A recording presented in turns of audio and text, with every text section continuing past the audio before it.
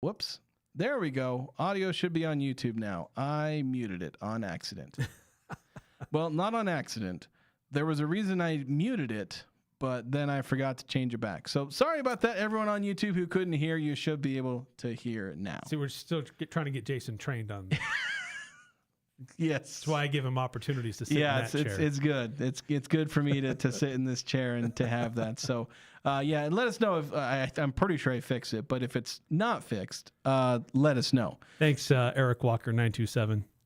Oh, did he send that on the chat as well? You dorks. Hey, you dorks. That'd be dear old brother Eric. So thanks for the input. And yeah, it looks like we're getting feedback. We should be good there. I'm still trying to work on audio levels on our board here because I think it might be a little quiet on YouTube.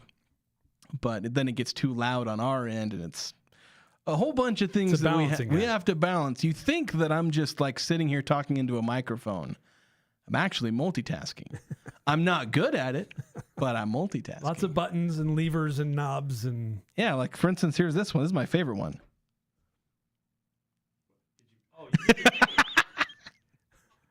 I suddenly got a lot more quiet. This is his favorite button. Yeah, this is my favorite button. There's multiple ways I can do that anyway. So welcome on into the Full Court Press. We're not normally this incompetent. Lots of fun things to talk about. Again, if you want to tell us what's wrong with the stream or tell us what's right with stream, you can send compliments too. Not very good at taking those. But plenty of things to talk about here. We're gonna next hour we're gonna talk about the Pac-12 football, things that we like and dislike about each team, not just Utah State. We don't focus solely on Utah State all the time. We'll reveal the next player on the top 25 Aggies of 2026. We're up to number 2. Only 2 players left on our countdown. Who are they, and in what order? Yeah, in what order? Most people can probably guess who the 2 are.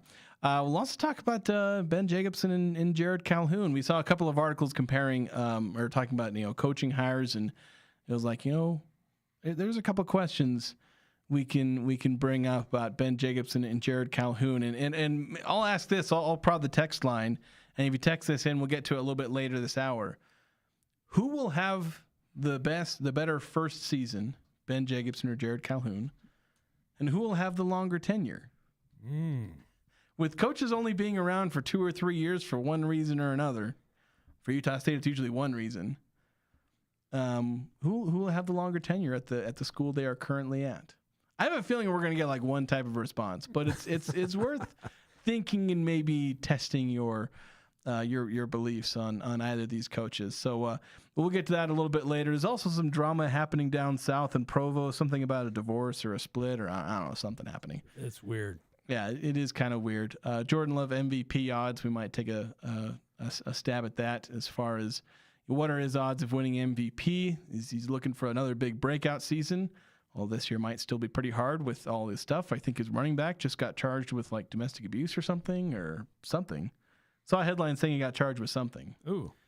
So yeah, could be tricky for the Packers, or at least specifically for Jordan Love as far as his odds of winning most valuable player. But let's start with our kind of lead topic here.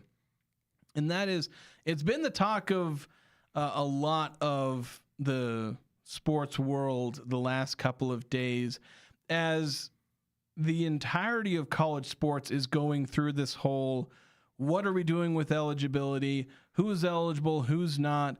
There were some more injunctions and temporary restraining orders granted today. There were some stays on injunctions that came out yesterday. And it's like, we're trying to figure out what's going on. But kind of in the midst of this, the Big Ten and the SEC, who have normally been panned for being a big reason behind the downfall of sports, their selfish greed in pushing for policies and trends that have benefited them but hurt college sports, they're trying to play the hero here as they've taken a stand. And actually now, every power conference is actually at the top of the hour for those listening. Now, every single power conference, the Big Ten, the SEC, the Big 12, and the ACC. Now the ACC today, just within the last hour. Yeah, the ACC just barely, have all essentially, and there's varying degrees of this, but they have all essentially banned professional players, former professional players. So like if you sign with the NBA or the NFL, or in the case of the Big 12, this is where there's a bit of a spectrum here, any pro league, at least in the case of the Big 12, but I think others have limited it to the NBA, NFL, and WNBA. If you sign a contract, you can't come back. You don't get to come back to any of those 4 leagues. And that's that. And it brings up some interesting questions because the lawyer class, the ones who have been fighting against the NCAA and themselves trying to portray themselves as the defender of athletes' rights, they have not taken this news particularly well.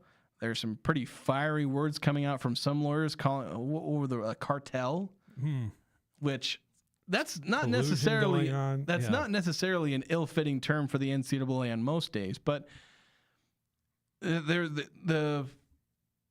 these lawyers are the ones who are making money off these athletes when they come back from the pros and are trying to get contracts, usually with power conference teams, because those are the ones with the money. And so they're saying, we're not going to let this stand. And while I don't know if the conferences can stand up to those, can they win these battles legally? If it went to court, could they win that battle? And I'm not sure they could, but Eric, I'm not sure it's really going to matter. Because if you have, and these votes for banning pro players are essentially unanimous in all of these conferences. LSU made some small headlines where they abstained from the SEC's votes, but it was otherwise 15-0. Yeah. And LSU, they didn't vote against it. They just abstained because they're we cannot be seen as the one dissenting vote. Because LSU was trying to sign former pro players on their football and basketball rosters. But the thing is, if everyone in the power conferences just says, well, we're not going to sign these guys, what can those athletes do to get on those teams? Are they going to sue them to force them to let me play on their team? Or does every conference follow this same pattern? Do some conferences say, you know what? There might be a home for you among our membership. Does everybody unite and do this? Or do some conferences say, you know what? This is where we might be able to take a little bit of a competitive advantage that is usually not seen for us, because usually those players default to these Power 4 programs.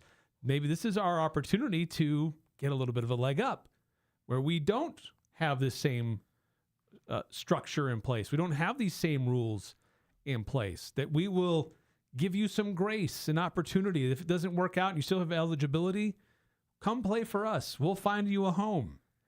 And that gives schools like Utah State or Texas State or North Texas or South Florida, whomever, that maybe this gives them an opportunity to land a player that can help their roster and if they still have eligibility, certain the eligibility requirements of years, maybe not so much if they've signed with an agent or anything. Of course, everybody signs with agents now for NIL.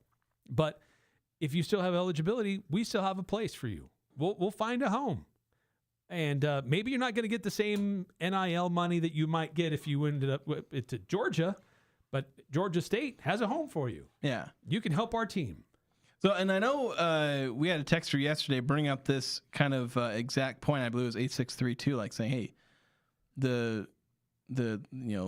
G6 should bring in these pro players. That's a possibility."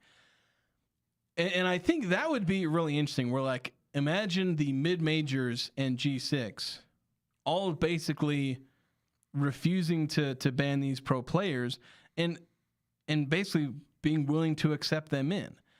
There are a couple of tricky aspects. One of them, I think they could probably get over that hump, and the other one is a hurdle that I'm not so sure they can handle.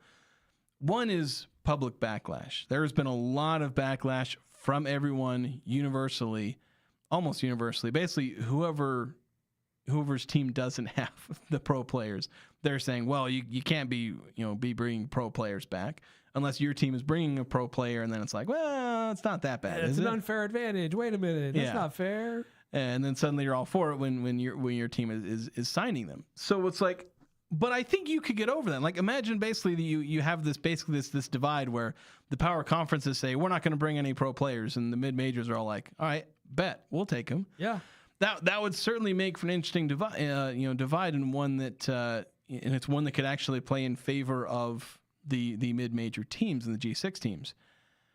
The main issue that I think that would come up that would prevent that from being like a realistic widespread option is that the reason these pro players come back is because if they show up on the doorstep of one of these power conference teams, they'll hand them $300,000. If you show up on the doorstep of Utah State tomorrow, they don't have $300,000 to give you. They'll say, all right, we'll pay your room and board and give you a scholarship. They might have something, but yeah, not to the same level. They probably would. I think they did manage to scrounge up some stuff for Dallin Hall, and so, but Utah State's actually starting to end up on the higher end. Like you basically, it's the teams that I feel like could actually maybe pull this off, and it's still a maybe. Is Pac-12 some of the Mountain West? In fact, it'd only be some of the Pac-12 and some of the Mountain West. And some of the A10. So you have about a third of 3 different conferences. So I guess maybe roughly one full conference's worth of team, like 8 to 12 teams that could realistically be a consistent home of former pro players. Which, to be honest, that might actually meet the demand because it's not like these guys are growing on trees. No, but it could expand into a growing market. Yeah. Now, generally speaking, morally, I've been on the side that if you declare, and there used to be these deadlines, if you declared you're going to go to the NFL or the NBA, and you have time to withdraw or stay for the draft and things like that, but once that passes that threshold, then you're committed. You're going to try to pursue professional stuff. But it's blurred now because guys will try to get there, and then if they don't make a team, then they're like, well, now I still want to play. Yeah. I still have eligibility. Yeah, they're trying to figure out where that line, because like, is it when you play in an NBA game? Is it when you play in a G League game? Is it when you play in a Summer League game? Is it when you play at the highest levels of European, Euro League? Is it when you play in the NBL over in Australia? Is it the second you are part of a camp? Yeah. And play in a Summer League or a preseason game? Like, at what point do we declare you're a professional athlete? Yeah. And so, generally speaking, for me, like if you go and you're part of an NFL camp and they get paid, even if it's not guaranteed, it's not very much, a roster spot, you're pursuing that opportunity. So your college experience should be done. Now, Utah State has a guy that falls into that category right now. He went to a rookie mini camp. Right. He went to a camp. He earned some money from the NFL. He was pursuing an NFL opportunity. I don't think you get paid for going to a rookie mini camp. Well, if it's just a camp with like maybe a few days, maybe it's a tryout. Yeah, it's nominal. But if you go and you are in that process, then morally, I believe, then you've declared yourself as a professional athlete. Your time at college is done. But everything is so blurred right now. Yeah. College athletics is professional athletics. I think it is the new minor league. I think a way, because I'm kind of on the same boat as you, where it's like, and I'll kind of summarize it this way. In the end, the ideal is let's get a line drawn. Is Agreed. it when you declare, or like maybe have a deadline where it's like, hey, by this day you've got to make a decision. Maybe not make it about participation in something, because let players try out. Let them even, I think you should even let them enter the draft. And if they go undrafted, let them come back after that. I think there's maybe even room for that. Well, you get second round guys who get drafted but don't make a roster. Yeah. Well, if you get drafted, I think that needs to be a line. But again, maybe you can have, because I'm trying to try out different ideas in my head. I'm thinking out loud right now, where it's like, say there is, because we kind of have this with the NBA, where it's like you have to declare or withdraw by this date. In the NFL, I don't know if there's quite the same, but like just have a date where it's like you need to decide by this date, and then after that, you've said you're not coming back to college.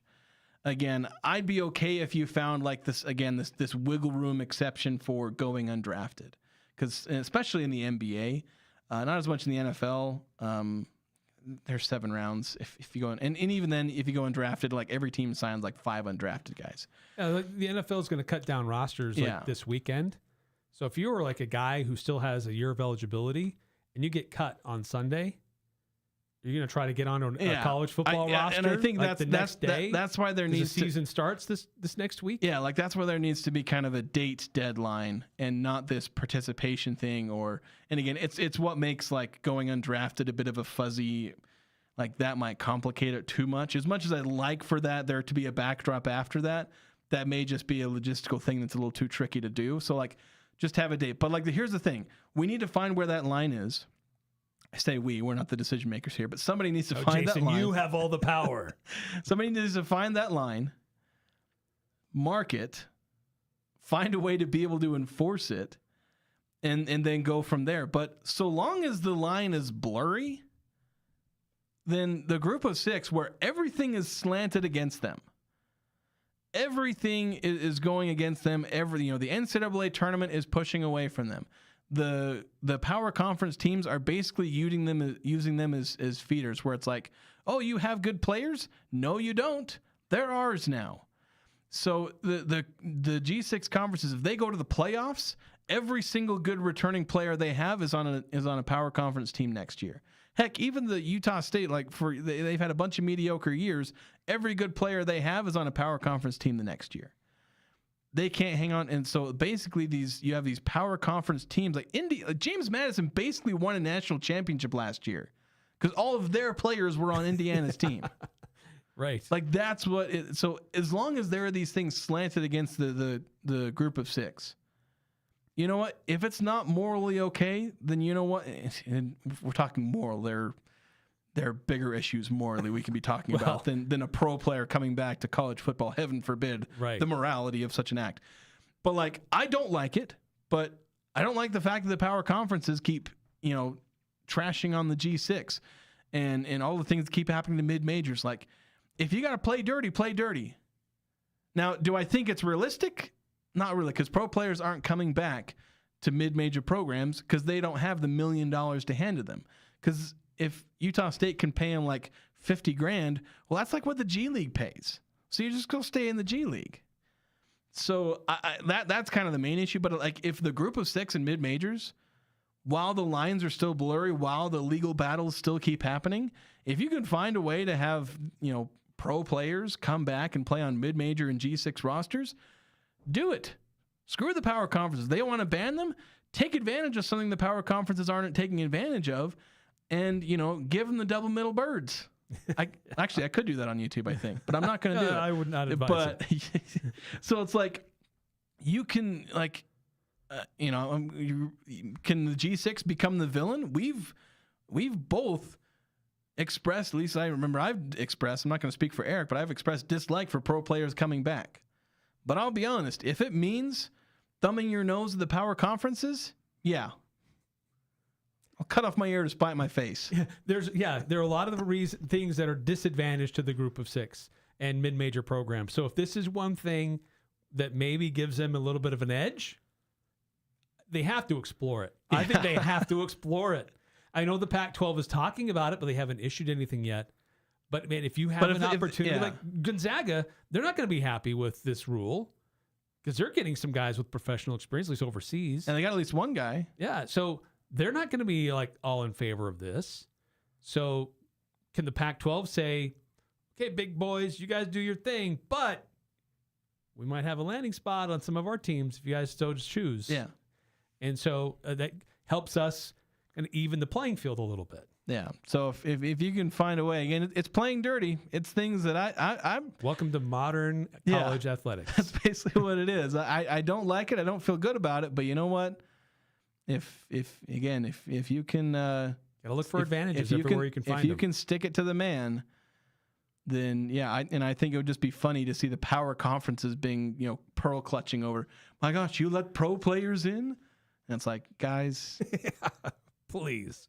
No pearl clutching. Let me find the smallest violin. The smallest violin, cut it in half, and then I'll play you a sad song on that. Yes. So, we got to take a break here. We got some texts coming in.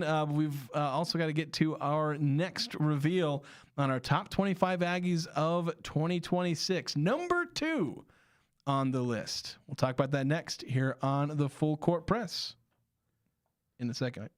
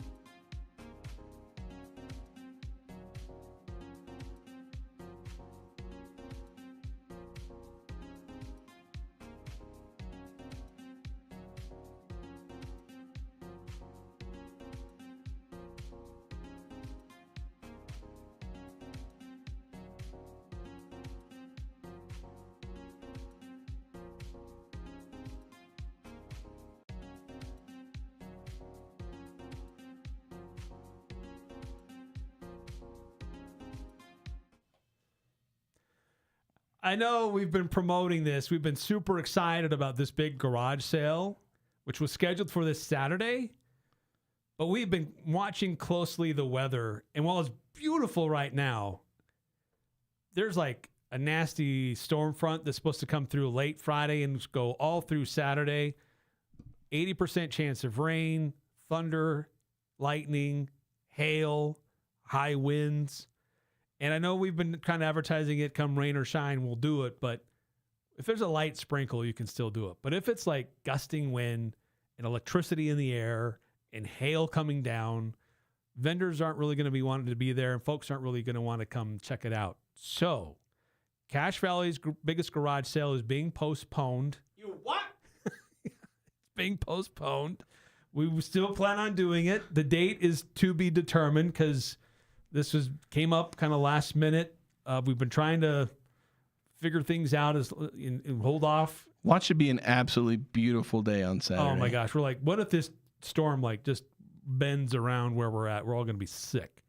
So we have to try to find the right time for the venue to work it all out. So those, if you've registered for a booth, hang tight. We'll hold it for you. And then we'll announce when that's going to be rearranged or rescheduled. We don't want to push it too far out and get too deep into the fall. There's a few scheduling things that have to be sorted, but the garage sale is postponed. So it's not going to happen this Saturday at the Eccles Ice Arena, sponsored by DD Auto and Salvage. But we'll have the details on our website, CacheValleyGarageSale.com. So stay tuned for that. Keep an eye on it. But again, no garage sale on Saturday. We want to be safe. We want to keep people safe and not subject people to crazy weather, which is expected to arrive Friday night and continue through Sunday. Speaking of crazy weather, apparently we weren't on the radio for a couple of seconds there. 'Cause apparently there was a storm alert came through, although we didn't. We should have heard that on our headphones if it came through. Depends on what channel we're listening in. That's true. We're listening to 1390, so I think that's the one that comes back through our headphones. Oh, well, it should have gone out on that one. I don't know. But 8968 saying a storm alert came through. But yeah, we'll Cache Valley garage sale is postponed. If you missed that. So that's what we're talking about. Yeah, we'll get back to that in a minute. And hopefully CashValleyGarageSale.com for the details. Hopefully the YouTube audio is still good. But we've got to get to our next reveal on the top 25 Aggies of 2026. We're up to number 2. So let's reveal who that is.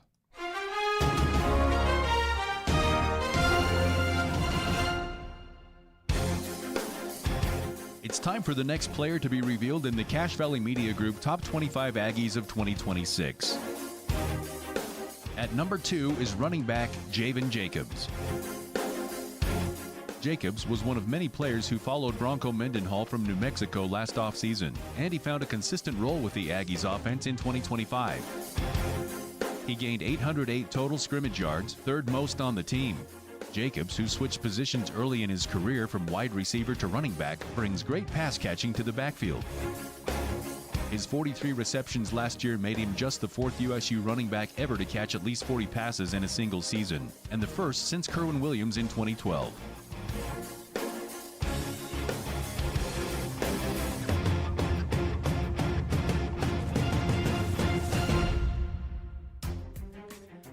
Yeah, Javen Jacobs, interesting.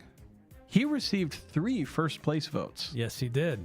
And more than anybody else. Yeah, more than anybody else. He had the most first-place votes, but there are at least 5 ballots. And so he didn't make it to number 1 on all of them, so that held him back to number 2, but still expected to be one of the top players for the Aggies this year. Very versatile player, experienced player, knows this coach, followed him from New Mexico to Utah State, had a great year last year, expecting to see that continue to evolve and improve for Javen Jacobs, and really help a lot of other things develop and improve for the Utah State offense, where there are some other running backs and there's some inexperienced, shall we say, wide receivers for Utah State, but he isn't. And he can run the ball, he can catch the ball. He's going to be a great asset for McKay Hillstead, either handing the ball off to him or finding him in a desperate situation as a safety valve. He's proven he can do a lot of things, and expect him to have another great season for the Aggies. Yeah, I expect him to crack 1,000 scrimmage yards fairly easily. I don't know if he's going to get much above 800 of either rushing or receiving, but I think he's going to get above 1,000, potentially into the 1,300 range of just total scrimmage yards, receiving and rushing. I don't know if he's going to be involved in the kick return game or punt return game at all, but there's possibility he ends up there. So there's a lot that Javen Jacobs can do in stepping into a bigger role, because whenever he was touching the ball last year, good things were usually happening. He had high yards per carry, but Miles Davis was obviously the guy who's taking most of the rush attempts. But now that Javen Jacobs has another year to develop and another year to get better, and now is the lead guy in that running back room, I think it'll be interesting to see what we could see from the best dual threat running back that the Aggies have had in more than a decade. Yeah, Kerwin Williams is probably the next closest guy that I can think of who has the versatility that Javen Jacobs has, and Jacobs has an opportunity to be on par with, if not exceed. Now that's a high bar. Kerwin did a lot of things for the Aggies, but he is that type of player and can have that type of impact for Utah State. So that's Javen Jacobs, number 2 on the top 25 Aggies of 2026. All right, let's get to the Young Power Sports of Logan text line. Also, some another YouTube chat coming in. Apologies if the storm alerts are coming over the radio. There's not much we can do to control that, and they're important. So we were talking about the G6 potentially taking advantage of the power conferences, basically banning pro players from coming back, because the G6 play dirty and do something that pretty much all of us have been against the idea of, and allowing some of these reject pros to come back and play for G6 teams to level the playing field that the P4 has spent several decades slanting toward them. Yeah, and I think maybe it needs to be defined, like, what makes a pro athlete? Just playing on a summer league team? Does that make you a pro athlete? Like I said, let me just say, like, if we're going to draw a line, let's draw a line. But because the thing is, if the G6 does this where they bring back, like, we can do all this dance about whether or not they are a pro and we're not a pro. They know what they'd be doing. Again, I say play dirty for a reason. Right. Because, like, a pro is somebody who, to me, it's like once you're in a training camp, once you're playing summer league games, once you're on a G League team, you're a pro. Preseason stuff. Yeah, you're a pro and you really shouldn't be coming back. Like once you are practicing and playing with these teams, you shouldn't be coming back. If you're in the G League, you're a pro. Yeah. But like while we still have this gray area and while we're still ignoring any semblance of like sports morality with all this, because this isn't real morality. No. This is sports morality. As long as we're ignoring all this, the G6 might as well just say, screw it, we're going to do what works best for us. Power Conference has been doing it for a while. Well, see if they can get ours. We're going to try to find an theirs. advantage. Yeah. And might as well do it. So we have a few texts kind of talk about that. We have some others who are asking which of Ben Jacobson or Jerrod Calhoun will either have a longer tenure with their current club for one reason or another, and who might have the best like first season. I think we're going to get some answers tilted very much in one direction, but it's certainly a discussion we can have. Sure. But 8632, back to our thing with the Power Conference's G6, I'm saying backlash from the P4 to the G6, I'd bring a huge smile to my face. Yeah, Yes. to see the Power Conferences, if the G6 actually went ahead and like were willing to welcome the pro players back while the Power Conferences are trying to wave this banner of morality and say, look, we're being good, then see them try to pearl clutch over the mid-majors, like, nah, Yeah, not going to take that from you. On the YouTube chat, Braden Clark on this topic, if the G6 brings the pro players back, the P4 will turn right around and say, we weren't the first who did this. Yeah, like the gaslighting and the attempts from like the Big Ten and the SEC to be like, oh, we're the bastions of morality and amateurism and whatnot. It's like, no, screw you. Don't go there. No, I'm not doing that. The G6 is going to play dirty. They have every excuse for all the crap they've dealt with in doing that. Especially with what these power conferences do, like how they play dirty. They're sending 7-figure offers to the G6 team's players in October. It's like, hey, come play for our team. We'll pay you $1.5 million. It's like the season's still happening. Yeah. It's like, yeah, G6 can play dirty if they want. Yes. They've earned that. They've earned that right. Couple texts on the topic that we posed going into the break.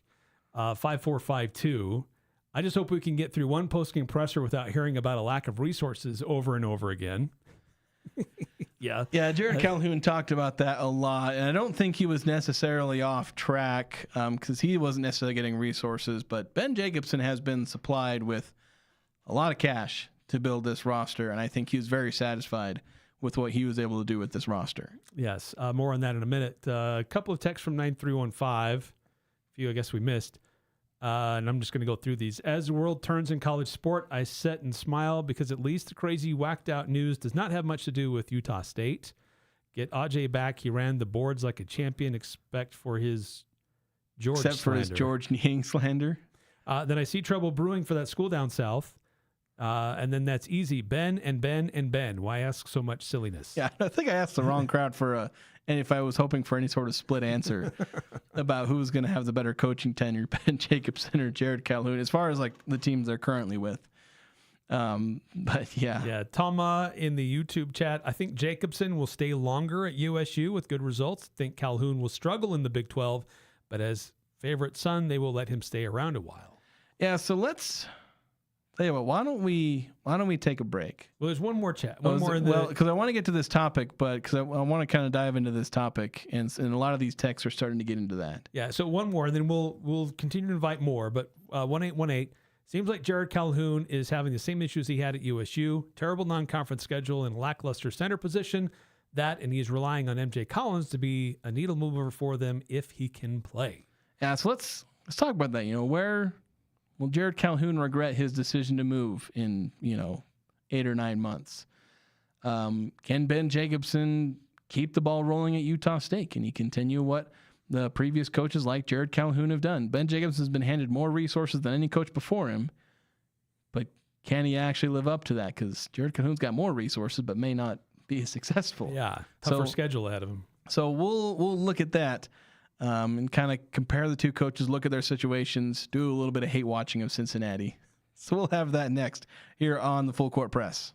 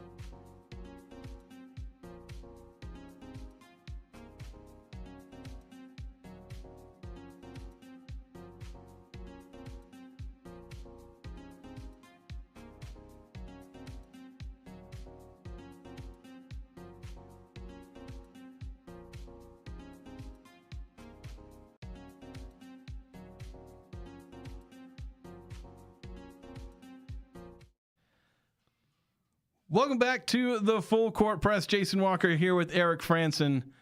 And a topic that, of course, is going to be completely unbiased, in our opinion. Who will have a longer tenure at their current school as first-year head coaches, Ben Jacobson or Jerrod Calhoun? And who will have the better first season? I've had a lot of texts, and, I mean, a lot of fans expecting Ben Jacobson to have a longer tenure and a better first season. But I think there's, as much as I joke about there being bias behind that, and it's important to recognize that bias, but I think there's a pretty easy logical through line. I think a couple of texts on the Young Power Sports of Logan text line have given some of those fair points. 1818, the terrible non-conference schedule. I don't think that's really going to be a problem for Jerrod Calhoun. That's probably the best thing for him, is to have a good non-conference schedule and generate some hype. 1818 pointing out lackluster center position. That's a problem. Yes. And then MJ Collins, will he or won't he play? He's currently not allowed to play because that the Ohio injunction was what it's what allowed him to go there, but that's been stayed, so he that's not flipped around. So, and then there's also the fact that Cincinnati, better resources, but relative to the conference, and just look at the rest of the conference he has to deal with, like, that's just something that's going to be incredibly harder. So sure, joke about bias and all that, but like, there is a very real expectation that Ben Jacobson is much better set up for his first season than Jerrod Calhoun is at Cincinnati. And it certainly plays into the fact that a lot of Utah State fans have found some glee in watching from afar, as guys like Craig Smith just kind of wallow and fail at Utah, where they went to they made a bad decision in leaving. Danny Sprinkle has not gone very well for him. Admittedly, Ryan Odom's actually done pretty well for himself, but he actually made a good decision to go as far as a place that was well positioned for him to continue succeeding. Craig Smith went to a terrible Utah program, and Danny Sprinkle went to a Washington program where he was just in over his head. Despite the fact that both could say, and more so with Danny Sprinkle, because when Craig Smith left, like, it wasn't really the NIL era yet, so it was kind of a different thing. But like, still, they say, "Oh, we get way more resources," and Danny Sprinkle got to pay $2 million to Great Osibor, and went on. It's like, okay, but that is a whole different standard and a whole different caliber of player you've got to get to consistently compete in those leagues. So, Craig Smith, Danny Sprinkle failed, and Jerrod Calhoun, like, I know Cincinnati has a lot better basketball history, at least in the 21st century, than Utah or Washington did. But like, that's still another program that has kind of started to go, not so much, they've not been a bad team, but they're not dominant in their conference. They've not really since they left conference, was it Conference USA or the American? They were in I think they were dominant American. in the Conference USA, but then I think they were in the American. I'm trying to remember their conference history, but like, they were really dominant in kind of the 2000s. I think for part of the 2010s, they were getting like 1 seed, like top 5 seeds, and were a fantastic program, but their transition to the Big 12 hasn't necessarily been kind to them. No, in football or basketball, to be honest. Yeah, certainly. I think someone raised the point. He is he is of their pedigree. He's part of their program. He was on Huggins' staff. He was there as a young assistant. And so he's got the connections. This isn't some outsider who's coming in to take this position, who may be an up-and-comer, but is he really connected to our fabric? Jerrod Calhoun knows Cincinnati. I mean, Danny Sprinkle had connections to Washington. Well, he hadn't been there previous as a coach. Yeah, he hadn't been there as an assistant. Admittedly, I think your point stands His to degree. dad had experience there with football, but he wasn't as connected as Calhoun was to Cincinnati. Yeah, so I think that will buy him time. I think that'll give him some grace. But I kind of agree with some of the texts that have come in earlier that Calhoun is walking into a more challenging situation than Ben Jacobson is. He has to remake his roster and be more competitive against one of the best basketball conferences in America. Yeah. And Jerrod Calhoun is a good coach. I believe that he's a good coach and he will figure his way through, but his first year, I think, is going to be a challenge. Yeah, I don't want to buy into this revisionist history of people trying to downplay Jerrod Calhoun and hyper-fixate on his faults, because the dude had a fantastic offense, and he'll continue to have a fantastic offense. Obviously, the weaknesses in the front court, that is something that he had to deal with. Of course, that was just based on his style and all that. But now he doesn't have. Why am I forgetting the assistant coach who's now at Carleton? Yeah. Eric Hout. Doesn't have him coaching his defense anymore. Maybe he picked up on enough to be able to maintain that. But there are a lot of ways in which this could go wrong for Jerrod Calhoun. If he gets the caliber of athletes he needs, it could go right. But his plan A on athletes was to pilfer Utah State, and he got three freshmen. He got David Oweezy, Adlan Elamine, and Elijah Perryman, who are all key players, but like those were the best players in Utah State last year. Yeah. And look, he has access to a different level of talent pool than Utah State has. Resources, I don't know that they're vastly different, at least not right now. They're trying to get there to be more advanced in what they have to offer players at Cincinnati. But he's got, it's not really a stellar non-conference, which was going to help him get his feet underneath him as he gets ready for a really, really tough conference. Well, again, I think he wants to stack wins in the non-conference. Yeah. And that's going to be something, and that's what a lot of Big 12 teams do. Like, that's the Big 12 playbook. Yeah. Weak non-conference, and then you're the Big 12, so of course everyone's good. They really don't go anywhere. They have some games that are in-state for some of their non-conference games, and they have an ESPN Invitational in Orlando. Everything else is at home. Like, they don't leave the state of Ohio except for their multi-team event. Yeah, so like Jerrod Calhoun's trying to make it really, because maybe he knows. He knows what the roster is, and he wants to maybe soften the blow with it. They're maybe not going to be this dominant team once they get, because they're probably going to have a really good record at the end of non-conference play. Yeah, I imagine they would. But what's going to happen when they get to conference play? A few of these texts coming in, 9-0-5, I think, with a good point, saying Ben was able to get a center and player that Jerrod keeps saying he can't get, so it should help Ben. Yeah, and to be honest, I think there's. Because like Ben Jacobson has been given more resources than Calhoun had. So like Jerrod Calhoun kept complaining that he couldn't get a center, and I think there's a lot of truth to that because center is the most expensive position. Like Utah State's like third string center is making six figures. Like it's like centers cost a lot, and Ben Jacobson got 4 of them. Jerrod Calhoun got basically 1 7-footer. Abin Gadarazzi, I know he's 6'11", but essentially 7-footer, and chose to use his resources differently. Yeah, and it's like, and he made it work. Look at what last year's team did without a center. Like again, but I think part of the problem is that Jerrod Calhoun wants a very specific type of center, and those guys are going to Kentucky and Duke, and they're not coming to Cincinnati. Yeah. So, and they certainly weren't coming to Utah State. So I think the fact that's another thing that plays in favor of Ben Jacobson. He has the resources to get size in the front court and still have the money to have backcourt guys. Utah State's been swimming in excellent backcourt players with guys like Ian Martinez, MJ Collins, Mason Falsev, obviously above all else, but even guys like Darius Brown, Drake Allen, like they've been swimming in really good backcourt players. Utah State has brought in good backcourt players and good size because they've had to kind of pick one or the other. Now they kind of have both. Yeah. Now they just need the in-the-middle position, the small forward, which is another position that's really hard to get because if you're a 6'8" player that can play small forward, well, yeah, you're getting pretty big offers from Duke and Kentucky and North Carolina and whatnot, and aren't always coming to Utah State. 8632. Funnily enough, USU has better resources and a better environment for winning. USU and Cincy NIL budgets are pretty close to each other. Yeah. And then 8968 texting in. I believe the Aggies will have the better first season over Calhoun. As usual, I never wish the departing coach bad luck.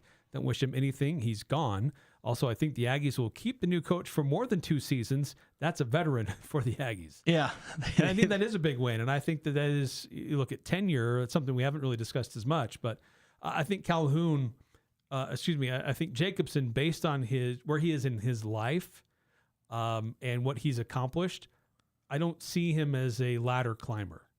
It could still happen. Somebody could still wave a big pile of money in front of him. Yeah, he might have become a ladder climber now that he's found, maybe his kids. What happened to Randy Bennett? Yeah, well, like his kids were at Northern Iowa, now they're not anymore, and maybe now at this point he's willing to start jumping around.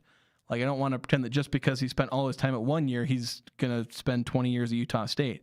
He might now be in a position where it's like, hey, this is the point in my life where I want to start getting, showing some ambition and going above and beyond. Or because there could be a resource-rich program that needs a veteran coach to come in and stabilize things, and he could be an ideal candidate. Yeah, certainly could. So that's like, I don't want to pretend that Jacobson, just because he was at one place for 20 years, doesn't mean he's going to repeat that at Utah State. Yes. Like, unfortunately, that's kind of that's a reality that you can run into. Then finally, 5662, supposedly Cincinnati had more resources. That's why he left. So Calhoun should have been able to get his center before Jacobson.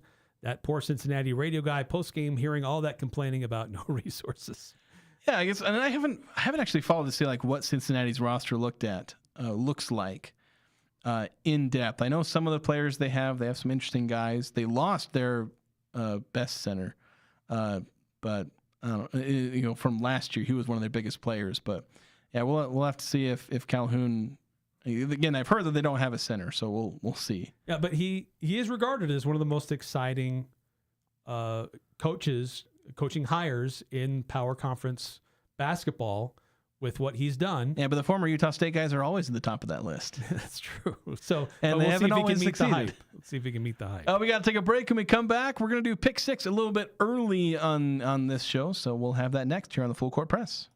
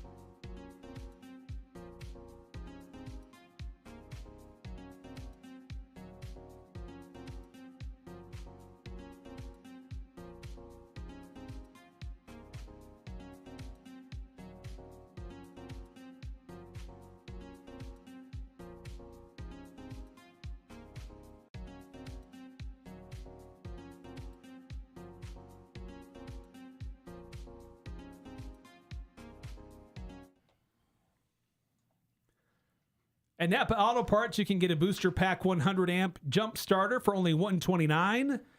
They also have Carlisle 3.5-ton floor jacks, only $199. Visit any of the 4 locally owned and 6-time Best in Northern Utah gold-winning Napa Auto Parts Cache Valley locations. So let's get into Pick 6. I don't think we have time to play the liner, and we're actually going to be a little rushed here. We've gone long on a lot of our previous segments. So, Eric, you won Pick 6 last week. These are the 6 things we think are going to happen. Set some over-unders. We're not actually gambling. This is pretend gambling. Yes. Eric still owes me. Just to make things interesting for the So, weekend. Eric, you get to choose who goes first. I got 3 lines. You got 3 lines. I'll have you go first. All right. So the Snap-on Makers and Fixers 250 IndyCar. Wow. Joseph Newgarden, his finish. He's a decent oval track racer. Over under 5.5. I'm going to take the under. All right. I'm going to take the over. USC is favored by 38.5 points over San Jose State in week 0. Do they cover that? Yes. I'm going to take the over. So you take the over. I'm going to say no, they won't cover it. And then total points in the Memphis UNLV game, also in week 0. Vegas line is 56.5, so I'll leave it there. Over, under. I'm going to take the over. I'm going to take the over as well. I really wanted the over. Okay, I'm going to go to racing. NASCAR Cup Series at Daytona this weekend. Ooh. Tyler Reddick, his finish, 3.5. I'll say over. I'm going to take the under in that one. RSL plays the Colorado Rapids this weekend. Colorado by 1.5. I'm going to take Colorado. All right, I'm going to take the under. I don't believe in RSL anymore. They have a hard time closing games. I have a hard time doing anything these days. That's true. And then combined home runs by Bregman, Pete Crow Armstrong, and Happ for the Cubs in their series against Cincinnati, setting the line at 4.5. I'll take the under. Okay, I'm going to take the over. And then for our tiebreaker, I'm going to go to the WNBA. Lynx versus the Dream. This game will be at the Dream for Atlanta. And let's see, Lynx as a road team by 5.5. I'll take the under on that one. Okay, then I have the over. All right. There we go. That's pick 6. It was really exciting to be able to go to college football and set some lines. It's that time. That's yes, great. Week 0, which should be just week 1. Let's call it week 1. Yeah, there's some charm to it, but also some weirdness about it. I think FCS football starts tonight. Yeah, I believe so. Real quick on the text line, 1818. It's like, how much of MJ Collins' success was built off a guy like Mason Falsev? It's not lost on me that when USU went and lost all the games in conference play was when MJ fell off. Now he's a big reason why USU made the run they did, but I wonder if he'll struggle in the Big 12 like he did the SEC and ACC. I think it was mostly opportunity for him. But there's a longer conversation, but we've got to go to break now. We'll be back next hour on the Full Court Press.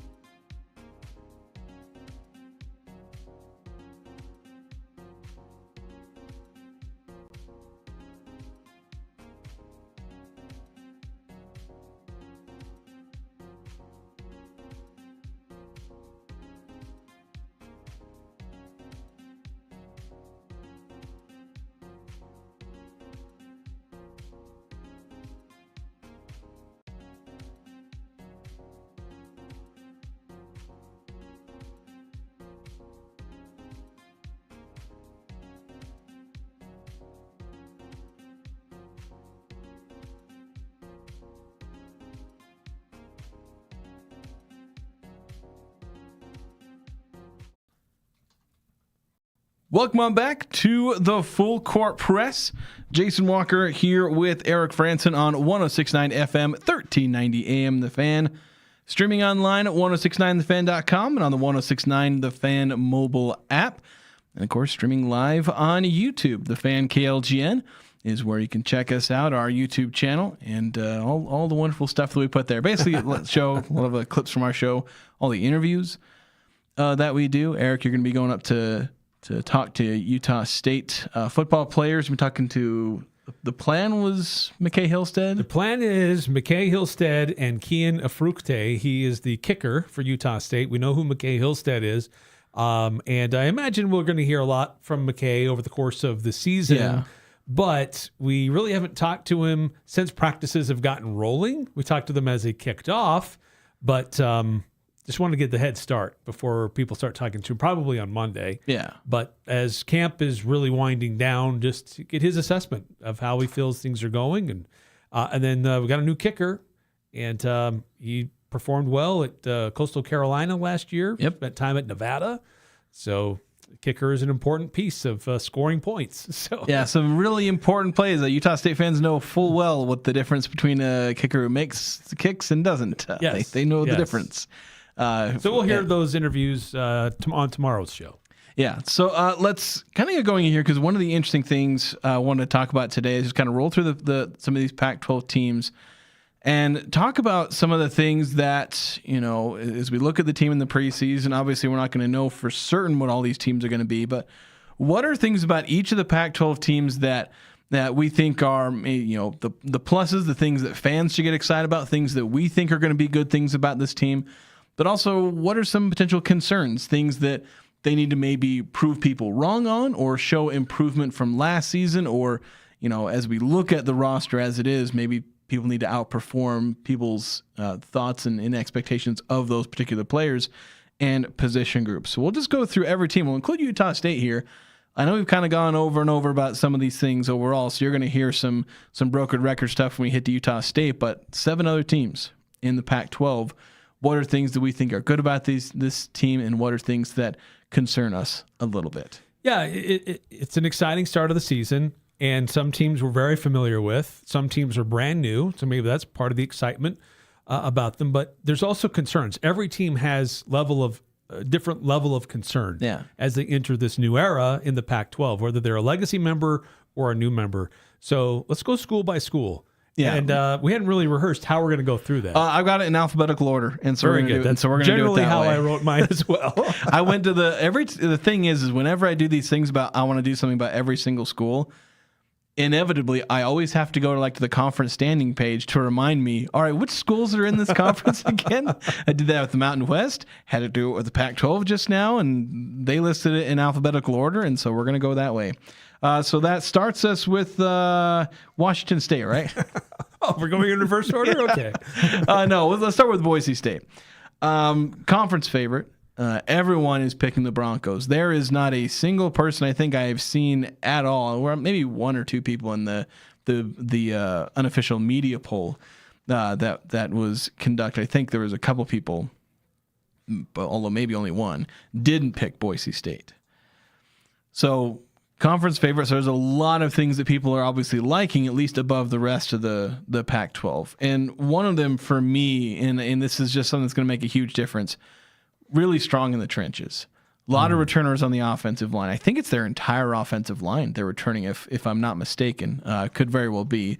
But then they're returning one of the best players in the Pac-12, Jaden Virgin Morgan. Yes. He's preseason defensive player of the year. He was one of 2 group of 6 players to make into ESPN's, top 100 college, preseason college players, which heaven knows is not going to be friendly to putting G6 players in there. And he made it to 61.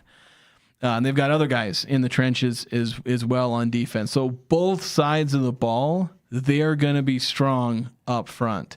And that covers up a lot of problems. It pretty much automatically gives you a good run game and automatically gives you a good run stopping game. And that is a really good foundation to build everything else off of. Yeah, and that's very similar to what I have for Boise State. They look like they have a well-rounded offense. I think Maddox Madsen coming back, he was a little bit shaky at times last year, trying to live life without Ashton Genty, but now he's got more experience. I think he's got some really talented running backs as well that are going to help him. And so I think offensively they're going to be pretty strong, but also defensively, especially in the trenches, they look to be, again, very stout. So there looks like a very well-rounded team in a lot of key areas. Yes, there are going to be some positions of concern, and maybe that's part of our thing we'll get into in a minute. But generally speaking, like the biggest parts of what makes a team successful, Boise State seems to be pretty well established in those areas. And there's just an expectation in a momentum with that program.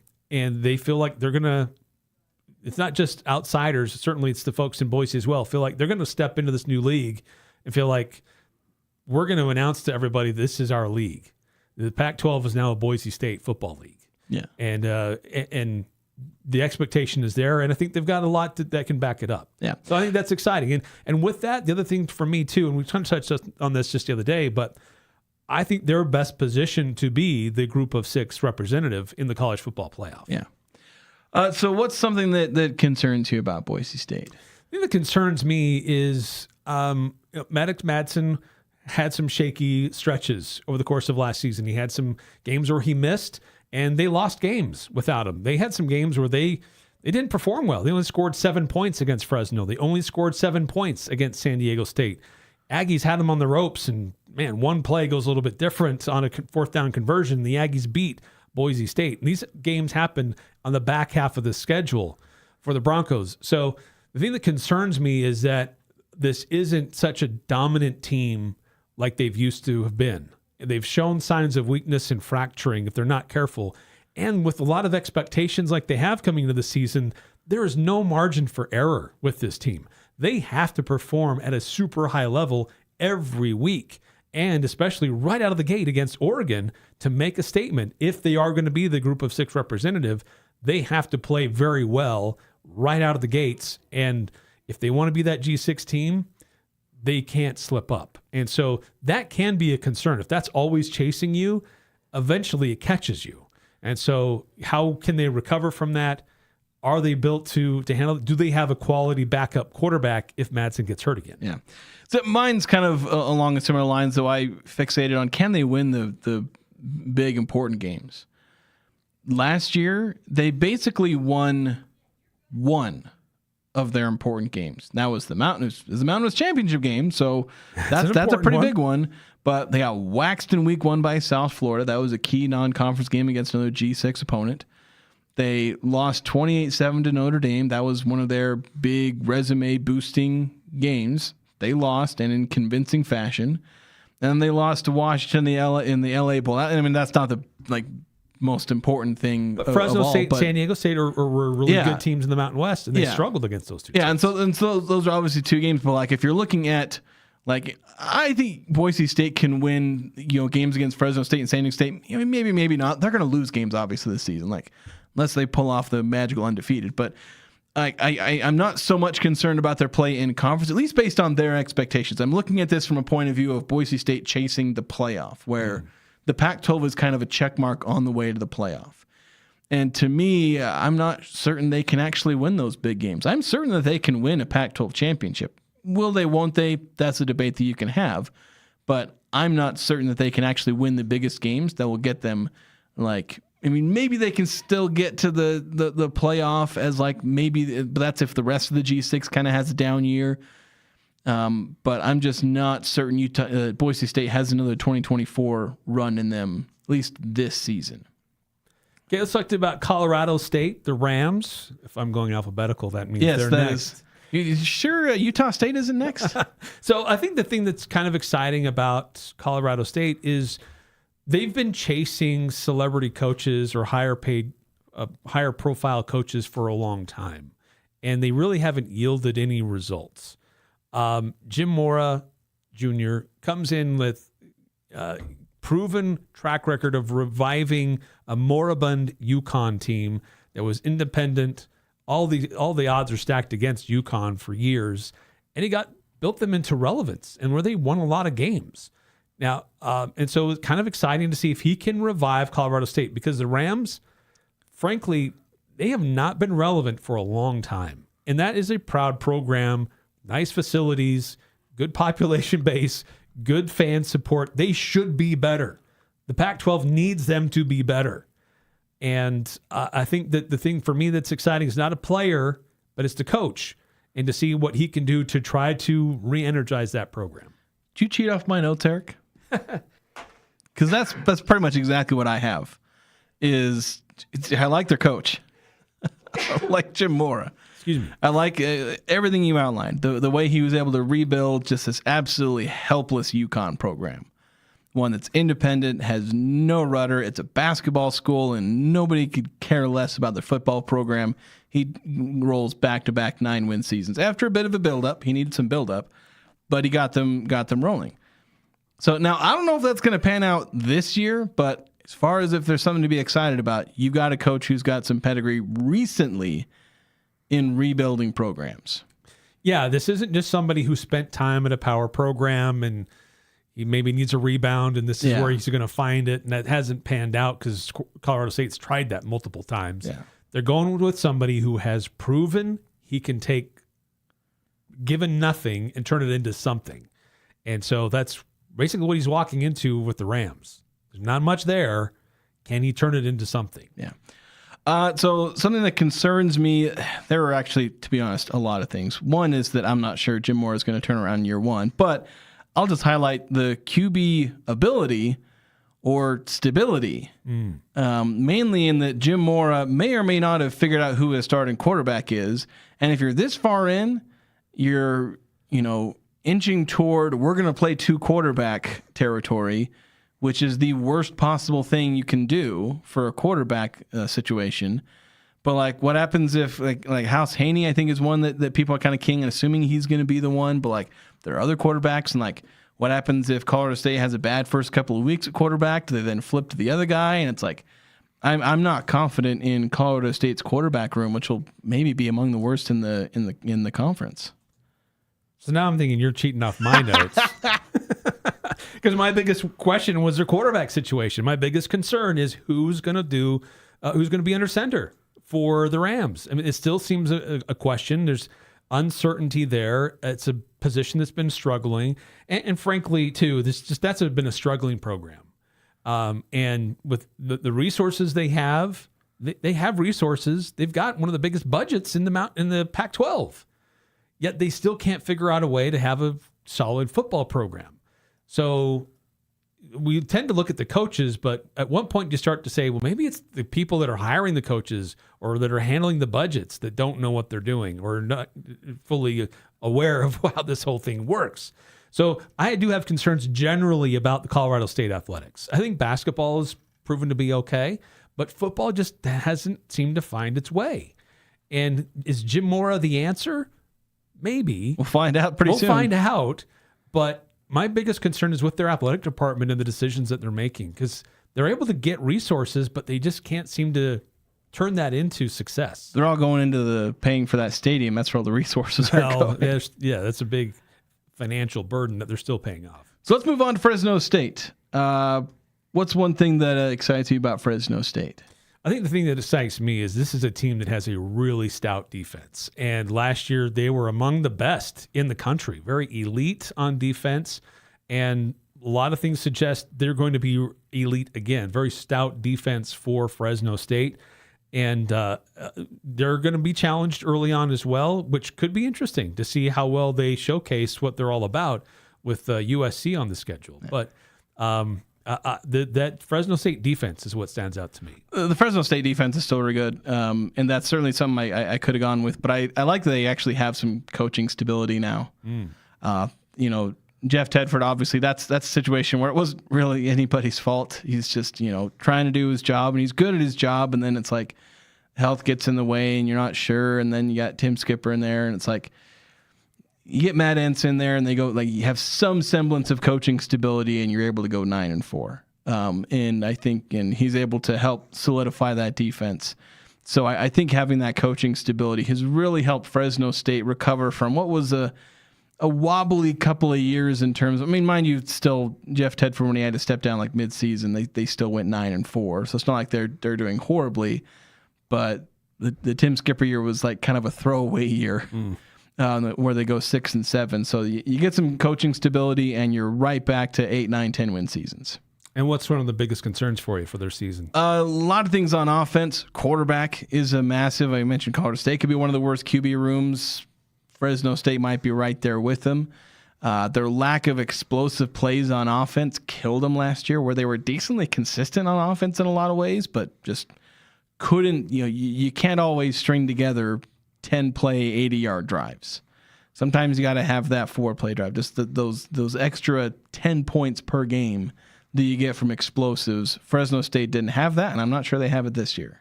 Yeah, my concern, I have quarterback with lots of question marks behind it. Just last year, they didn't know who their quarterback was. They went through the season kind of going back and forth. Is it going to be this guy? Is it going to be that guy? And they were inconsistent. Maybe we found our guy. Well, maybe we haven't. And so it was a circus for them. But they still haven't figured it out for this season. I don't have confidence that they know what they're doing yet on offense with their quarterback situation. So that is the biggest concern I have for Fresno State that probably lowers their ceiling, frankly, for their upcoming season. Yeah. Let's move on to Oregon State. And I'll be honest, the thing that concerns me and the thing that I like, honestly like a double-edged sword. But I'll start with the thing that I like, and it is everywhere I look, most people are really excited about the caliber of players that Oregon State has brought in. They've brought in a lot of new players. They have a new coach, Jamarcus Shepard. Whenever you get a new coach, it's usually like, 80% new roster. Yeah. That happens to pretty much everybody when you get a new coach because this is the transfer portal era. And everywhere I go, people are it's kind of like with basketball where they like the recruits enough. So even though this is a team that went 2-10 last year, they fully believe that this is a team that can get back into 4, 5, 6 win territory, just because of the caliber of players that they've brought in. They benched Malik Murphy. I kind of respect that the coach had the guts to do that, to bench his returning starter in favor of somebody who he believes has performed better. So, they've got a bunch of really good players that they've brought in via the transfer portal, via recruiting, some returners. Overall, I think the talent of this roster is pretty solid. Yeah, and there is a lot of newcomers there, and they need a fresh look. I mean, Jamarcus Shepard, I think that is intriguing what he brings in. He's familiar with the Pacific Northwest. He's got experience with Alabama. Can he revive this program? But what excites me most is just that's a legacy Pac-12 school, and that's Eugene, Oregon, Corvallis, Oregon. That's a beautiful area, and that is what has been by everybody else's standards, a well-resourced athletic department. We'll see if that continues, but interesting. I don't think they're going to be that bad for that long. I think that with all this new talent, especially this new coach, they're itching for a revival and something new and something fresh. And so for that, I'm excited to see what they do with this turn of the page, really, in their history, with this conference kind of restarting, and say, we don't always have to face Washington State a million times. We actually get to face some other schools. Yeah. Let's show what we're all about and what the Pac-12 legacy is all about. Yeah. So let's go to the things that concern us. For me, I said I like the recruits they've brought in, and you've talked about they just kind of need a fresh start. But you know what?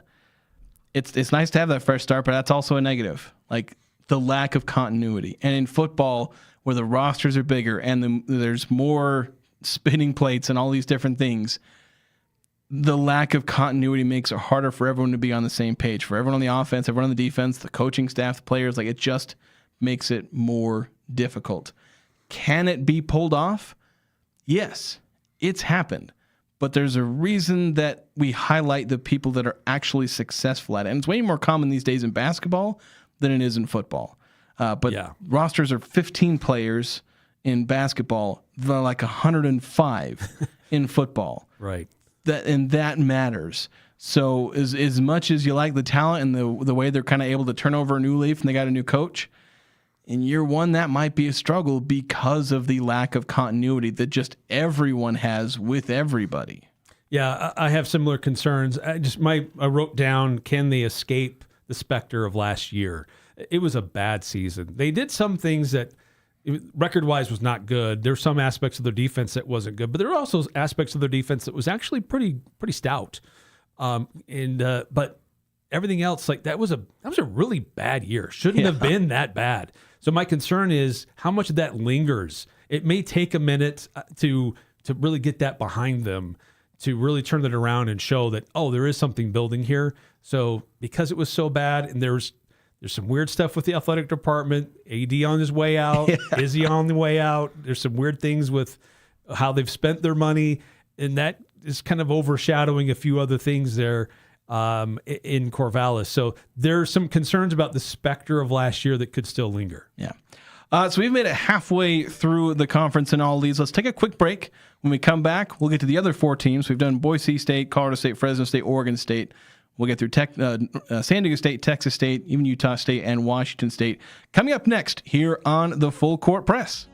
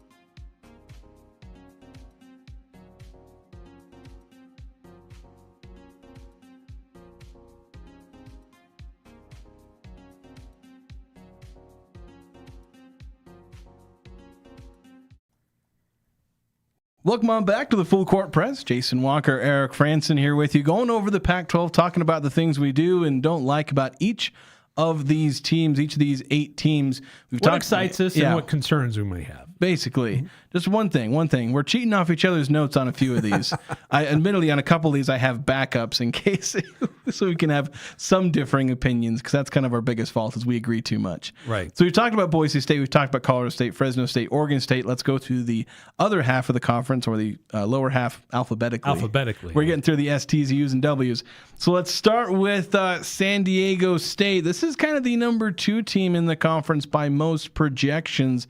Eric, what's one of the things that excites you the most about the Aztecs? Lucky Sutton. I mean, that guy, he is a machine. He's one of the most dynamic running backs in America. And I'm also going to throw in Jaden Denegal in there too. Just how does he progress, and excited to see him evolve as a quarterback for the Aztecs and see that offense really start to blossom this year under Coach Sean Lewis, who was supposed to be an offensive mastermind. Their defense is still kind of carried the day, but they've had games where they've scored a lot of points. And so I look to see that progression and evolution of Lucky Sutton and Denegal for the offense. You stole one of mine. I really like Lucky Sutton, but I'll kind of tack on to that the fact that they have a lot of returning production, more on offense than on defense. They have a lot of they rank 34th nationally according to SP Plus in returning production, and I think most of that is on offense because we're gonna get to the defense, or at least I am. Eric might steal that too, but. With Lucky Sutton, they do have Denegal. I'm not as high on Jaden Denegal as Eric is, but maybe he's up for a big year this year where he's had a full season as a starter. Well, full-ish. He was injured, and that may have held him back. And maybe I'm being too negative based on his performance while he was injured. But if he takes a step forward, then that's going to be all the better for the Aztecs offense, and they can really begin to take off. They showed flashes of offense last year. They had not as great moments, but with their returning continuity, that's something that they can maybe iron that out, and so that's something that really plays in favor of the Aztecs. But yeah, Lucky Sutton, that's when you got a guy of that caliber. Again, it's one of those things that covers up for a lot of other issues. He's going to keep you in a lot of games. Yeah. Concerns, sounds like maybe we have some similar concerns. For me, they had so much turnover on defense. Last year, their defense accounted for a lot of scoring for their team. Either directly or indirectly. Yes. And a lot of that is gone, either through graduation or transfer or guys going to the NFL. So can they adequately replace them? Can they still be a defensive powerhouse as they've normally been known in their modern era? And so my biggest question about and concern about San Diego State is if they can maintain their defensive impact that we've seen with so much turnover that they've experienced. Yeah. And that's pretty much exactly mine. If you had last year's defense, if you could tell me that San Diego State's defense this year is going to be as good as it was last year, I'd probably be picking the Aztecs to win this conference. Yeah. But I'm just not confident that defense, because it's not just that you lost some talent. It's like, look at the talent they did lose. Guys like Chris Johnson, first round NFL pick. That's hard to replace when you're like getting first round talent and replacing that. Because that doesn't roll through G6 teams very often. You get like one of those every couple of decades, unless you're like the peak G6 conferences. But like Boise State usually isn't getting first round picks every year. True. So that's really hard to replace. They also lost, it was Trey White. I'm not good with names right now, but one of their edge rushers, I think both are edge rushers, but they lost some really good players basically everywhere. If they can come close, I'd consider that a success. But we just don't know where that defense is going to be. Yeah, agreed. So for you, Texas State would be the next on our list. I imagine we have a very similar thoughts on what excites us about this team. This is going to be the most exciting offense in the Pac-12, and I'm excited to see it. Great quarterback, experienced QB, a coach that loves to sling it around and get yards all over the place. 2 returning 1,000-yard receivers. I mean, that's going to be fun to watch this Texas State team, and it's new. Like, we're kind of familiar with Oregon State. We've seen them in a bowl game. We saw them in the non-conference. Washington State in the non-conference just a little bit ago, and then we saw them in the bowl game just this last year.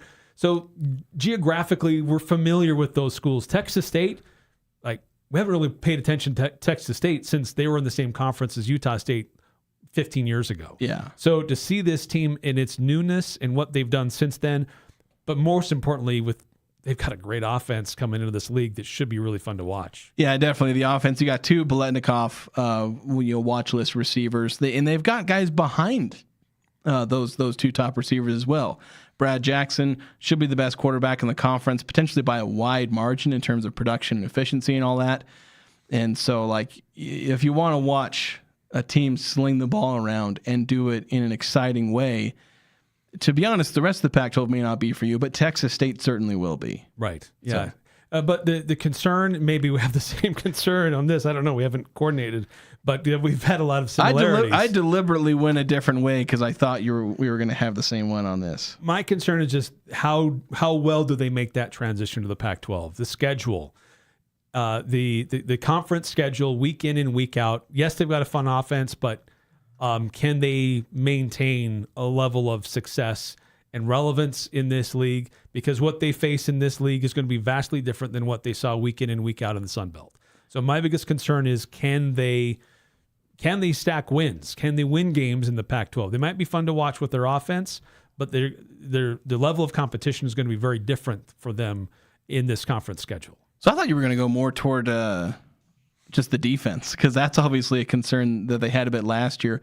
I sort of went a similar direction, but kind of hyper-fixating on like specific games, like what are they going to do when games are close? Because they're going to sling the ball around, they're going to get a lot of points. Their defense may or may not also be giving up a lot of points, but you look at last season, what happened in a lot of their one-possession games. They lost 31-30 to Arkansas State. They lost 48-41 to Troy. They lost 40-37 to Marshall. They lost 42-39 against Louisiana. Like that's like I think they won one possession game. That was a 43-36 win at UTSA. A very solid win for them. Yeah. But they go 1-4 in one possession games last year. You got to be able to win those games more often. At least split them 50-50. You can't be going 1-4 in these, especially where the margins are going to get thinner. The opponents are going to get tougher. You got to play the Pac-12 instead of the Sun Belt. You've got to be able to find a way. When it's a 4-minute drill or when you got to get a stop on defense. If you got an offense that can score, but they leave 3 minutes on the clock and your defense can't defend a 2-minute drill, like you've got to be able to make those winning plays. We saw Utah State be unable to win those. And look what it cost them. A spot potentially hosting the Mountain West Championship game if they find ways to get those wins. Texas State faces, I think, a similar concern. Yeah, very true. So to Utah State, they'd be next on our alphabetical list. I think the thing that excites me the most about this team this year is an improved defense, a team that will give the team as a whole more chances in the games they play because the defense will be better. If you have a great defense, you'll be in a lot of games that you play. Defense travels. Doesn't really matter what the weather is like. Doesn't matter what the surface is like. If you have a good defense, you're going to be in a lot of games. And I believe that this defense this year for Utah State is improved. I like what's happened on the front. I like what's happening in the linebacker core. I think they've got a lot of depth and versatility in their secondary. I think this defense is going to be improved on a team that was improving dramatically at the end of last season, that gave the team chances against Boise State, that gave the team chances against UNLV, that helped win the game at Fresno State. The top teams in the league last year, the defense helped a large part in that. And then, that momentum spilling into this season, along with some key additions, filling in some of those gaps. That's probably the thing that excites me the most about Utah State in their new year in the Pac-12. Yeah, I think, and I've talked way too long about Utah State's defense and the fact that I do believe in this unit. So that is certainly one thing. I decided to pick out another because I thought you'd pick up on the defense too. So I didn't want to copy your homework there. This is kind of a niche thing because obviously last year Bryson Barnes, he was good for a number of different reasons. His ability to throw the ball and be a high volume throwers was not necessarily one of them. So I'm kind of excited to see a bit of a fresh take on it. Again, I'm not saying that it's better, but it is kind of exciting. Hey, let's see an offense that's going to have a little bit more, ability to throw the ball and do a number of different things with it. Again, you can have a quarterback like Bryson Barnes be successful, but like what we've been talking about with, being able to play Oregon State, Washington State, especially Texas State being new, sometimes it's just exciting to see something new. When you see, you get a new offensive coordinator, you get a new style, a new archetype of quarterback. I'm just excited to see a pocket passer this time around. Just like kind of last year, it was a bit refreshing. Hey, we have a guy who can run for 700-800 yards. That was refreshing. It was really exciting to watch.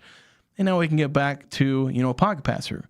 It's like crop rotation. Just keep rotating through all these different types and archetypes, and it can be fun and fresh. Everything stays fresh and new and exciting. So what concerns you most about Utah State? The offensive line. Said it once, I said it again. I'll say it a third time. I'll say it hopefully I don't have to say it all throughout the season, but I've said what I've said about what last year's team could have done with a good offensive line, and it basically all applies to this year. They can have a great defense and it'll keep them in a lot of games, but if you can't, have an offensive line, you can't score points, you can't protect the quarterback, you can't have a good passing game if you can't protect him. Bryson Barnes got to just run deliberately, and that covered up a lot of issues with the offensive line, although then there's other ones with whether or not the O-line can run block.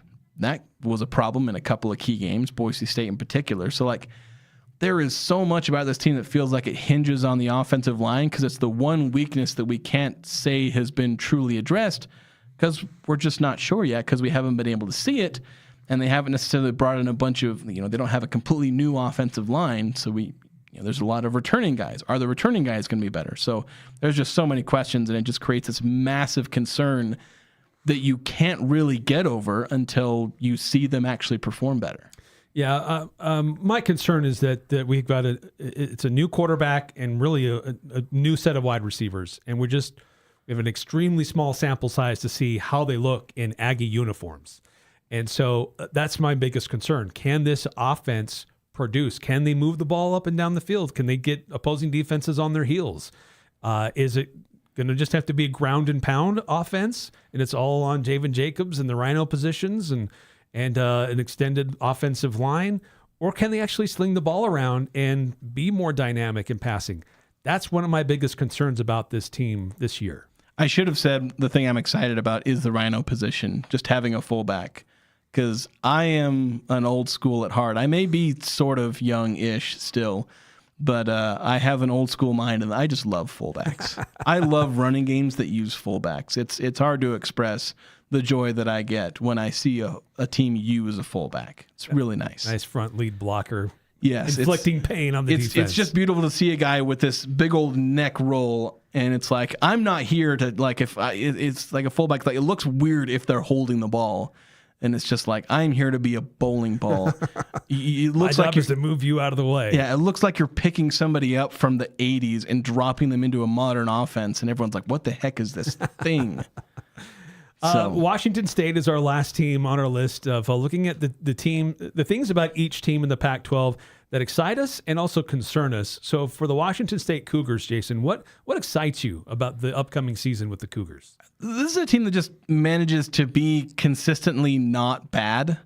You look at, post-COVID, they go 7-6, 7-6. They do drop down to a 5-7. But then they go 8-5, 7-6. I'm talking about how last year that they were actually really deceptively good 7-6, where they were really consistently good against some really good opponents, like multiple playoff or borderline playoff opponents. So I know at the very least, this kind of sounds weird, that the thing that excites me is that they're actually kind of boring and that they're just, they have a good baseline. This is going to be a good team. This is a team that's not going to finish any worse than like third or fourth in the conference. And it's good to have that kind of team in the conference that is just going to be good.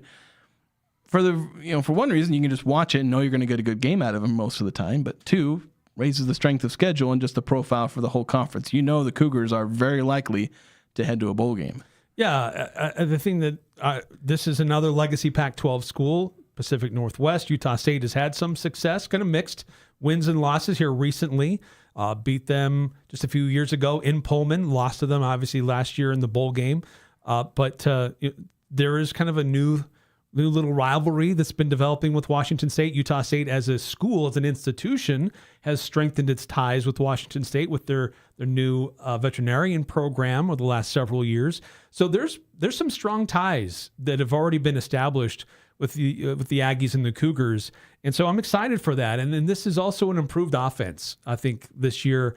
Last year wasn't a bad offense, but I think there's going to be an improvement to their offense this year with a team that has an expectation of we're going to be a decently successful program. That's who we are. There's an expectation in town, on campus, in our administration, that this football team is going to be relevant. And that's one thing that excites me about this team. They know how to win. They know how to be relevant in college football, whereas maybe Oregon State has been a little up and down in that case. Yeah. So it's one thing that concerns you, Eric, about Washington State. Well, Kirby Moore is interesting as their head coach. He's connected to the Pacific Northwest, offensive mind, but he is like the youngest coach in college football. And so, there's a learning curve with being a head coach. And so there's a little bit of a concern there. Plus, this team had one of the highest roster turnovers of anybody in college football. So, yes, they've had that expectation, but can they sustain that? Can they keep it going with a brand new coach who's very fresh to all of this? So one of my biggest concerns is can he adapt quickly enough? I think he'll eventually get there, but the first year could be rough for him in that transition. Yeah, 109th in returning production, according to SP+. The thing that concerns me the most is Washington just seems to take some dumb losses every year. Last year, they lost to a 2-10 Oregon State. I know that there's a bit of rivalry aspect to that. And it was a game where I think it was the second time they'd played them that year. So a little bit. But then you go back to 2024 and, a week after they'd taken care of business against Utah State, they lose to New Mexico. Bronco Mendenhall's New Mexico team, actually. But yeah, they lose that game. It was New Mexico's first ranked win in forever and a day. They actually then lost to a eventual non-bowl team, Oregon State, and then they lost to Wyoming. They had a weird end to 2024 where they lost to a 5-7 New Mexico team, 5-7 Oregon State, and a 3-9 Wyoming team.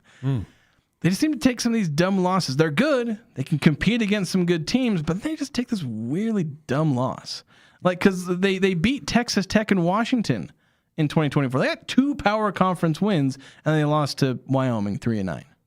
So it's crazy. Again, some weird things just seem to happen where they can be consistently good, strong against strong opponents, and then it's what?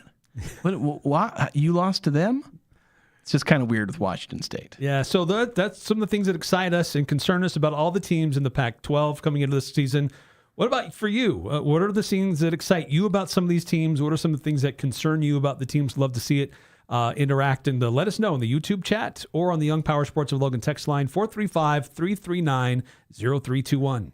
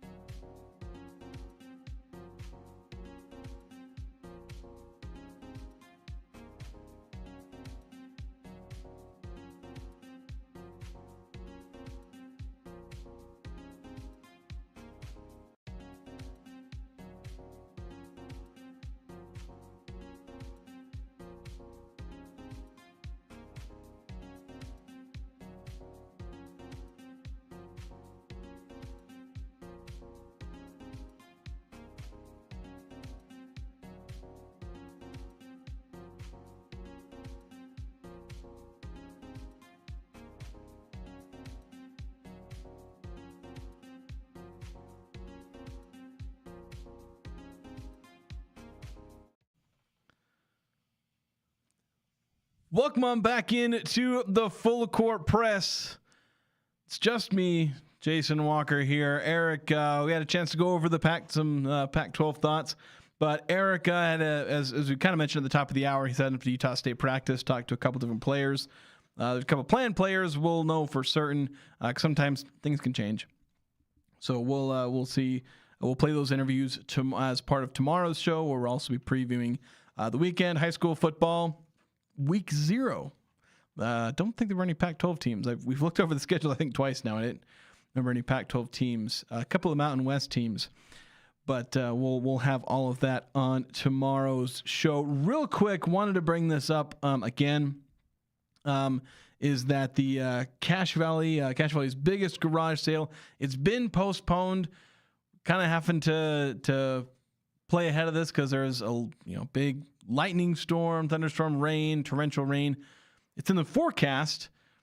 Heaven help us, it's probably going to skip over us anyway because that'd be just our luck. But it's not something that we're doing lightly. Like we're postponing this just for safety, comfort, all these different things. Just we don't want this to end up being a miserable experience if we get this big old rainstorm and again a potential safety issue with lightning and hail coming through. So we're postponing it. Dates a little to be determined. This kind of, because of the weather forecast and all that coming in, it kind of ends up having to be a little bit last second, but better postponing it now a couple of days ahead as opposed to having to like cancel it or postpone it last second when the hail and the thunder starts coming in. So again, Cache Valley's biggest garage sale been postponed. We will have information on when and all that stuff as soon as we possibly can. So be patient with us as we work through this. A few texts rolling in on the Young Power Sports of Logan text line as just kind of on the topics me and Eric were just going over. 8968 with a text saying, I can't cry if Boise doesn't show. Yeah, I know like there's still like for the good of the conference, is if Boise ends up going to the college football playoff, but still, it's a rival team.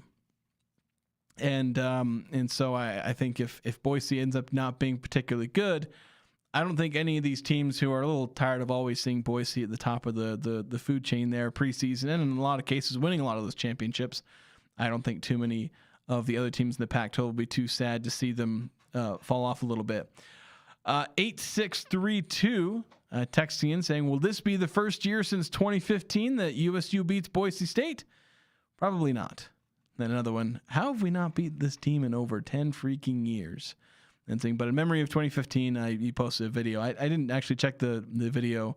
Sometimes when I pull up YouTube videos, it accidentally starts playing the sound over the air.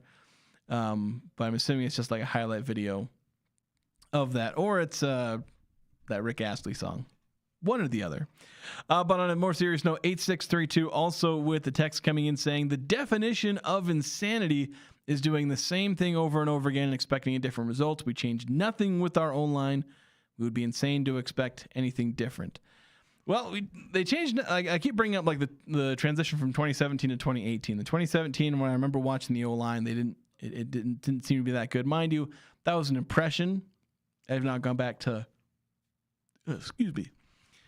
I've not gone back to like verify my analysis, but I remember 2017 and 2018, they brought back all the same guys and they were fantastic in that 2018 season. This year, 2 new offensive linemen. So there's some change, but they are relying a lot on internal development. Is that going to flip what was a bad off? Is 2 new tackles and internal development on the interior offensive line? Will that change last year's bad offensive line to a good offensive line? I'm pretty skeptical. Like, I'm not sure that's actually going to happen, but it is possible. I will say this to defend Utah State a little bit here. It is at least possible. I don't know if it's likely, but it's possible. We got to take one more break here. We're a little long on those first 2 segments combined. So we're going to take one quick break. We'll wrap up the show next here on the Full Court Press.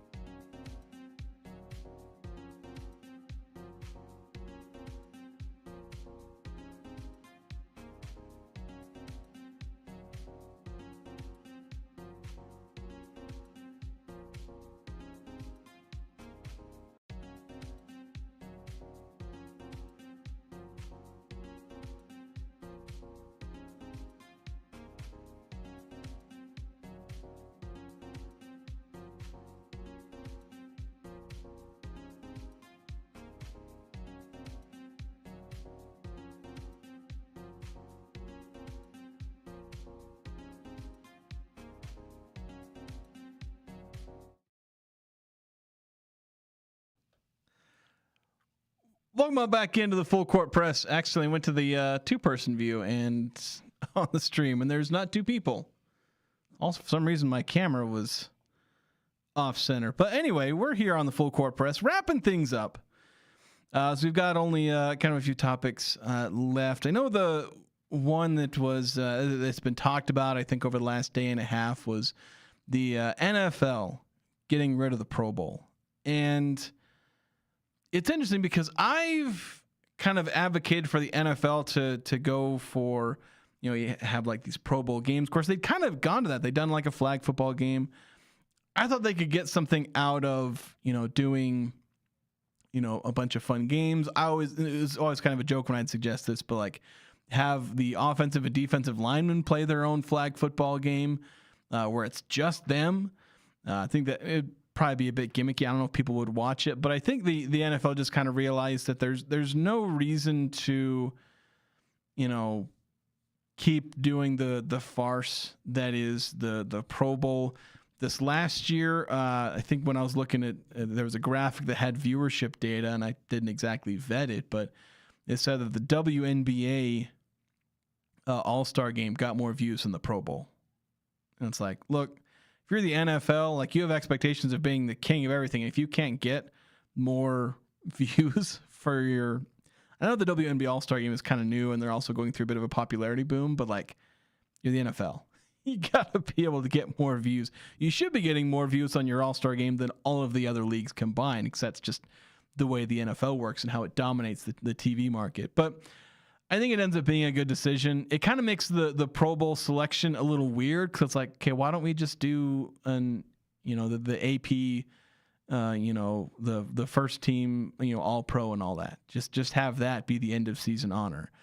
I think it'll retain some value in that it's a fan vote. You're a Pro Bowler, and that's based off the fans. And then the all pro team is based on the media and whatnot. So maybe there's still some stuff there, but it's just kind of unfortunate that we've gotten to the point where Pro Bowls basically, all-star games basically have no meaning. Nobody wants to watch them. Nobody wants to play in them. But these players also want to have their cake and eat it too. And they say, well, we don't want to play in it, but we want the honor of being, an all-star, a Pro Bowl athlete. They get mad if they don't get selected to the Pro Bowl. And I don't know if they do this with Pro Bowl or All-Star, but sometimes like contract incentives and things like that are tied to winning certain awards. So players can be upset just based on pride, but they're also mad because maybe there's financials tied to it. But I don't know if they're still doing that with the All-Star game and Pro Bowl. More so the end of season, like All-Pro, All-NBA awards. But I wonder if we're going to see this. Like with the NFL, like they actually kind of had a bit better of an excuse, because a full-on football game, it's a full contact sport, pads and everything. Like that one made a little bit more sense, where, such a physical sport, chance to get injured, concussions, all that. And so that's why I think the NFL, it was a little easier for them to just get rid of it. And nobody will end up being all that sorry. And especially where they started to move the Pro Bowl to before the Super Bowl, where you had players who didn't care, because they were going to be in the Super Bowl, and the two Super Bowl teams probably have a lot of Pro Bowl caliber players. So that made it difficult. And then you had players just declining to go anyway. And you end up with guys like Shedeur Sanders, Tyler Huntley. Like you have these quarterbacks who have no business being in the Pro Bowl, based on what the Pro Bowl should, indicate about a player. And, you had a literal backup quarterback playing in the Pro Bowl. And that was pretty ridiculous. But life will go on. Nobody will particularly miss it. They'll maybe remember the old days of, hey, remember we used to play the Pro Bowl and, we used to have this all-star game. That was kind of nice. But sometimes you just got to let things go. And that's the way all-star games seem to be going. But don't go away. We'll be back tomorrow. You can go away maybe for a little bit. But tomorrow, Eric and I will be back on the air for more of the Full Court Press.